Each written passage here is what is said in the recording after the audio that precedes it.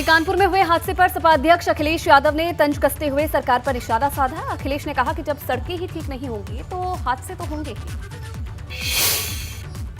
कानपुर की घटना को लेकर तमाम सारे लोग दुख व्यक्त कर रहे हैं, शोक व्यक्त कर रहे हैं और कहीं न कहीं जिस तरीके से ट्रैक्टर ट्रॉली को लेकर यह हादसा हुआ, लगातार इस तरह की घटनाएं सामने आ रही हैं।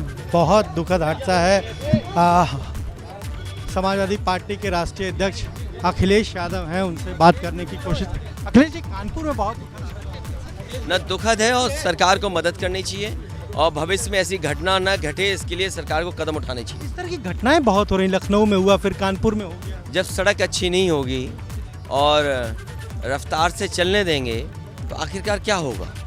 कहा कि गड्ढे भी एक वजह हो सकते हैं। जो जानकारी मिल रही है कानपुर में वो यही बताया जा रहा है कि गड्ढा था, सड़क सकरी थी, बारिश हो गई थी जिसकी वजह से रोड कटान भी हो गई थी और उसी के कारण ये पलट गया जिसकी वजह से इतना बड़ा नुकसान हुआ। अपील करेंगे लोगों से ये है कि जब कभी भी अपने कार्यक्रमों में जाएं तो रफ्तार न हो और सुरक्षित चलें, क्योंकि ग्रामीण आयोजन में एक जगह से दूसरे जगह जाने में ट्रैक्टर ही लोग इस्तेमाल करते हैं। आपने सुना क्या है ना, समाजवादी पार्टी के राष्ट्रीय अध्यक्ष अखिलेश यादव का साफ तौर पर कह रहे हैं कि जिस तरह से ये पूरी कहें तो दुर्घटना हुई है, कहीं ना कहीं बारिश की वजह से वहाँ पर जो जानकारी है कि गड्ढा भी था सड़क पर और इसी वजह से ये जो हादसा है वो हुआ है। साथ ही साथ लोगों से भी अपील की है कि जब वो जाएं तो कम से कम जो गति सीमा है, जो स्पीड है, उस पर भी ज़रूर कंट्रोल रखें। कैमरा हरिओम के साथ अनुभव शुक्ला, एपी जंगल, लखनऊ। और चलिए आगे बढ़ेंगे। एक बड़ी खबर आपको बता दें, हापुड़ से खबर है। बदमाशों में यहां कानून का खौफ नहीं रह गया। 3 युवकों पर बाइक सवारों ने जमकर गोलियां बरसाई। दिन में ताबड़तोड़ गोलियों से हड़कंप मच गया। गोलीबारी में तीनों युवक घायल हो गए हैं। सूचना पर पहुंची पुलिस जांच में जुटी है। सिंभावली थाना क्षेत्र के गांव देवली का मामला बताया जा रहा है। तो हापुड़ से जानकारी, बदमाशों में कानून का खौफ नहीं रह गया। दिन दहाड़े ताबड़तोड़ गोलियां 3 युवकों पर बरसाई, जिसमें तीनों युवक घायल बताए जा रहे हैं। सिंभावली थाना क्षेत्र के गांव देवली का मामला है। हालांकि पुलिस मौके पर पहुंची है और सभी घायलों को निजी अस्पताल में भर्ती करवाया गया है। नामक एक व्यक्ति अपने ट्यूबवेल पर अपने 2 अन्य साथियों के साथ आए थे, जहां 2 काली बाइक सवार अज्ञात हमलावरों ने उन पर फायर कर दिया, जिससे तीनों को गोली लगी है। तीनों को मेरठ में उपचाराधीन एक हॉस्पिटल में एडमिट किया गया है और इसमें पुलिस ने तत्काल मौका मुआयना किया है और आवश्यक विधिक कार्रवाई। और अगली खबर बुलंदशहर से है। यहां 13 वर्षीय किशोर की गला काटकर हत्या कर दी गई। हत्यारों ने हत्या कर खेत में शव फेंका। शनिवार से किशोर लापता था। पुलिस ने शव पोस्टमार्टम के लिए भेजा है। थाना नरसेना क्षेत्र के गांव पाली आनंदगढ़ी की घटना बताई जा रही है। तो ये बड़ी जानकारी मिल रही है। बुलंदशहर का मामला है, जहां हत्यारों ने हत्या करके जो शव था वो खेत में फेंक दिया। शनिवार से जो ये किशोर था ये लापता बताया जा रहा था, जिसका शव आज मिला है। और एटा से अगली खबर है। थाना अध्यक्ष ने पत्नी के साथ जमकर बर्बरता की। पत्नी के शरीर पर गंभीर चोट आई है। थाना अध्यक्ष पर लात घूंसे और रॉड से मारपीट करने का आरोप लगाया गया है। थाना अध्यक्ष पर अवैध रिलेशनशिप में रहने का भी आरोप है। थाना जसरतपुर में तैनात है थाना अध्यक्ष श्रवण कुमार, जिन पर यह आरोप उनकी पत्नी के द्वारा लगाए गए हैं। मारपीट ये अपनी पत्नी के साथ करते हैं, जिसकी शिकायत लेकर आज ये महिला पहुंची और ये भी आरोप लगाया है कि मारपीट करते हैं और अवैध रिलेशनशिप में जो थाना अध्यक्ष है वो है और अपनी पत्नी के साथ मारपीट करते हैं। अवैध रिलेशनशिप का भी आरोप लगा है।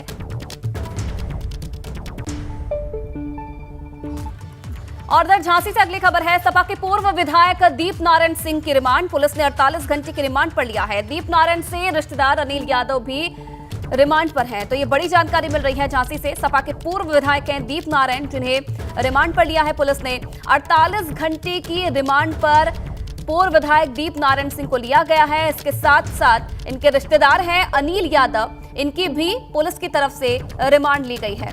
तो ये बड़ी खबर मिल रही है झांसी से। सपा के पूर्व विधायक हैं जिन्हें पुलिस ने 48 घंटे की रिमांड पर लिया है। दीप नारायण सिंह विधायक हैं पूर्व सपा के, जिन्हें आज 48 घंटे की रिमांड पर लिया गया है। साथ ही साथ एक रिश्तेदार और हैं अनिल यादव, इनका नाम बताया जा रहा है, जिनकी भी पुलिस की तरफ से रिमांड ली गई है।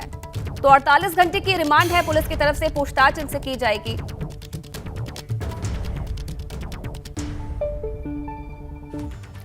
तो तो संगम नगरी प्रयागराज में 3 हफ्ते पहले एयरफोर्स के कर्मचारी की पत्नी की संदिग्ध हालत में ट्रेन की चपेट में आने से मौत हो गई थी। संगीता शर्मा नाम की महिला का शव रेलवे ट्रैक के किनारे पाया गया था। इधर दिल्ली हावड़ा रूट पर किसी ट्रेन की टक्कर लगने के बाद बिजली के पोल से सिर टकराने की वजह से उनकी मौत होने की आशंका जताई गई थी। हालांकि महिला की मौत के तकरीबन 3 हफ्ते बाद उसके मायके वालों ने अब मौत के पीछे किसी साजिश की आशंका जताते हुए हत्या का शक जताया है। हालांकि मायके पक्ष ने अभी तक पुलिस में एफआईआर दर्ज नहीं कराई है, लेकिन कुछ जगह पर शिकायती पत्र भेजकर मामले की गहराई से छानबीन किए जाने की मांग की है। इस वक्त हम मौजूद हैं प्रयागराज में बमरोली रेलवे स्टेशन के पास और हमारे बाईं तरफ आप देख सकते हैं कि बमरोली रेलवे स्टेशन से ठीक पहले ये झापिया गांव है और ये रेलवे ट्रैक है, ये दिल्ली हावड़ा रेलवे ट्रैक है। बाईं तरफ दिल्ली से ट्रेनें आती हैं और ये इस तरफ ये हावड़ा की तरफ जाती हैं, यानी इसके पीछे मनौरी रेलवे स्टेशन है और ठीक सामने जो ओवरब्रिज आप देख रहे हैं ये बमरोली रेलवे स्टेशन है। और इस रेलवे ट्रैक पर ये है खंबा नंबर 835/16। तो संगीता शर्मा का शव 7 सितंबर को यहीं पर मिला था। ये जो आप खंबा देख रहे हैं जिस पर साफ साफ लिखा हुआ है 835/16, इसके बाईं तरफ पड़ा हुआ मिला हुआ था। पड़ोस में ही उनकी चप्पलें पड़ी हुई थी, शरीर पर पूरे कपड़े थे और कुछ देर के बाद जब पुलिस यहाँ आई थी उसने शिनाख्त की थी कि वो यहीं अंदर गांव के अंदर एक क्वार्टर में रहती थी। उनके पति एयरफोर्स में हैं विजय शर्मा, और जो परिवार वाले थे या जो पुलिस के लोग थे उन्होंने उस वक्त माना था कि ट्रेन की चपेट में आने की वजह से संगीता शर्मा की मौत हो गई है। लेकिन अब जो संगीता के परिवार के लोग हैं उनका ये कहना है, वो इस बात की आशंका जता रहे हैं कि संगीता शर्मा की हत्या की गई थी और हत्या करके शव को यहाँ फेंका गया था। वो चाहते हैं कि इस मामले में उच्च स्तरीय जांच हो और जो भी दोषी अगर कोई होता है तो उसके खिलाफ कड़ी कार्रवाई की जाए। तो संगीता शर्मा के परिवार के लोग उस वक्त आए थे, उन्होंने यहीं पर अंतिम संस्कार किया था। अंतिम संस्कार करने के बाद वापस चले गए थे, लेकिन घटना के अब तकरीबन 3 हफ्ते से ज़्यादा का वक्त बीत चुका है और परिवार वाले अब इसके पीछे किसी गहरी साजिश की आशंका जता रहे हैं, हत्या की आशंका जता रहे हैं, उच्च स्तरीय जांच किए जाने की मांग कर रहे हैं और दोषियों के खिलाफ कड़ी कार्रवाई किए जाने की मांग कर रहे हैं। कैमरामैन रोहित श्रीवास्तव के साथ मोहम्मद मोइन, एबीपी गंगा, प्रयागराज। तो ताजमहल को लेकर सुप्रीम कोर्ट ने 500 मीटर की गतिविधियां रोकने के लिए जो आदेश दिया है उसके खिलाफ आगरा सांसद और केंद्रीय मंत्री एसपी सिंह बघेल के आवास पर सैकड़ों कारोबारी पहुंचे। इसे लेकर एसपी सिंह बघेल ने कहा कि वो कारोबारियों के साथ हैं। आगरा विकास प्राधिकरण ने 17 अक्टूबर तक सभी व्यावसायिक गतिविधियों को बंद करने का अल्टीमेटम दिया है और इस बात पर जिला प्रशासन से बात भी करेंगे, जिससे 17 अक्टूबर तक आगरा विकास प्राधिकरण ने जो आदेश पारित किया है उसे फिलहाल रोका जाए। ताजमहल के 500 मीटर के दायरे में व्यावसायिक गतिविधियों को रोकने का सुप्रीम कोर्ट ने जो आदेश दिया है उसको लेकर आज सैकड़ों की तादाद में जो कारोबारी हैं वो एसपी सिंह बघेल केंद्रीय मंत्री उनके आवास पर पहुंचे हुए हैं और उन्होंने आश्वासन दिया है कि हर संभव मदद की जाएगी। हमारे साथ हैं केंद्रीय मंत्री बघेल साहब। सर, आप बहुत बड़ी संख्या में लोग पहुँचे हुए हैं। एक तो ये है कि क्या कानूनन इसका रेमेडी हो सकती है, दूसरी तरफ 17 तारीख को कहा जाए कि प्रशासन ने एडीए ने कह दिया है कि सारी गतिविधियां रोक दी जाएं, तो क्या आपकी तरफ से आश्वासन दिया? माननीय सुप्रीम कोर्ट के निर्णय का अध्ययन हम लोग कर रहे हैं, किस परिप्रेक्ष्य में है और कितना है, डेडलाइन क्या है। प्रथम दृष्टया कोई डेडलाइन नहीं है उसमें कि उसका अनुपालन करने की ये तिथि हो, लेकिन माननीय सुप्रीम कोर्ट के आदेशों के अनुपालन में आगरा विकास प्राधिकरण या जिला प्रशासन ने कोई तारीख दी है कॉमर्शियल गतिविधियों को रोकने के लिए, अथवा तो उसके लिए बात की जाएगी और अदालत हमारे खिलाफ अगर कोई सबऑर्डिनेट या लोअर कोर्ट में कोई फैसला होता है तो भारत का संविधान कहता है उसके खिलाफ हम हायर कोर्ट में जाएं, माननीय उच्च न्यायालय में जाएं। उच्च न्यायालय में कोई चीज़ अनुकूल या प्रतिकूल किसी भी पक्ष के हो तो सुप्रीम कोर्ट जा सकते हैं और सुप्रीम कोर्ट के फैसले में फिर देखना पड़ेगा कि अगर ये फैसला डबल बेंच का है तो क्या जो रेट होगी वो एक्सेप्ट होती है या डिसमिस होती है, क्या तरीका है, इसके लिए विधि विशेषज्ञ लोगों से राय ली जाएगी।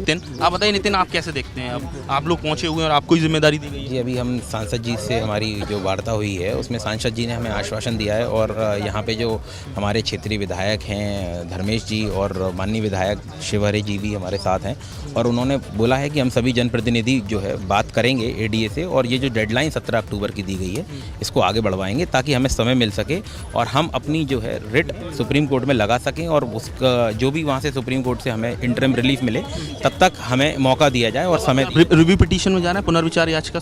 जी बिल्कुल जाना पड़ेगा, क्योंकि हमारे पास उसके अलावा और कोई चारा ही नहीं है। देखिए, अभी तो आज जो है मंत्री जी से मिलने आए और मंत्री जी ने जो आदेश और दिशा निर्देश दिए हैं, अब उसके स्वरूप देखते हैं कि क्या रहता है। सब पूरी अपनी सब कोशिश कर ही रहे हैं और लगे हुए हैं, अब आगे देखे थे क्या होता है। लेकिन जो जिस तरह के जो शोषण हो रहा है लोगों का, ये बहुत गलत हो रहा है, बहुत लोग परेशान हो रहे हैं। जो 17 अक्टूबर की जो तिथि निर्धारित की है, इसको लेकर वो ज़रूर स्थानीय प्रशासन से बात करेंगे। आगरा से नितिन उपाध्याय, ABP गंगा। और चलिए इसी के साथ वक्त एक छोटे से ब्रेक का, लेकिन उससे पहले आज की बड़ी खबर। आज की बड़ी खबर presented by Nerolac impressions Kashmir. No paint की बदबू, ओनली कश्मीर का एहसास। कानपुर हादसे के घायलों से अस्पताल जाकर मिले CM योगी आदित्यनाथ।